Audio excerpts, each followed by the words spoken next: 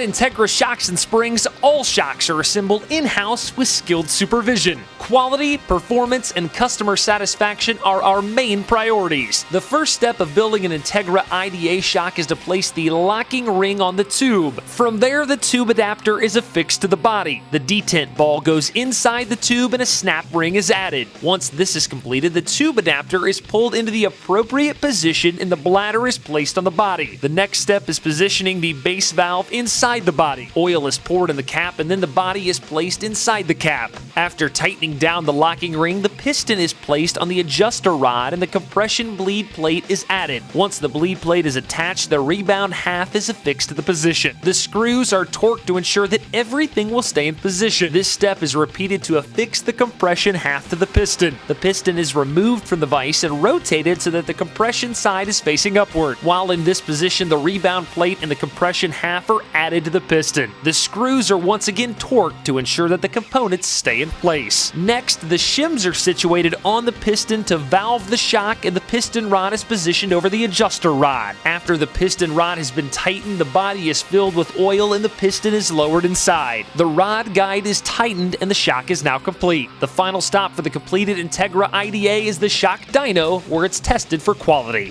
The Integra Avenger is also assembled in our state-of-the-art shock room. The first step of assembling the Avenger is to place the floating piston inside the body and affix the end cap. Then the rod guide is positioned on the piston rod and the jam nut and rod end are added. The next step involves tightening the jam nut to make sure all components stay in their respective locations. To valve the shock, the shims are situated on the piston. After that, the completed piston is placed on the rod where it is torqued. The body is filled with oil and the piston is inserted inside. Once the rod guide is tightened, the shock is completed. Much like all other shocks produced by Integra, it is tested on the dyno to ensure maximum performance and customer satisfaction.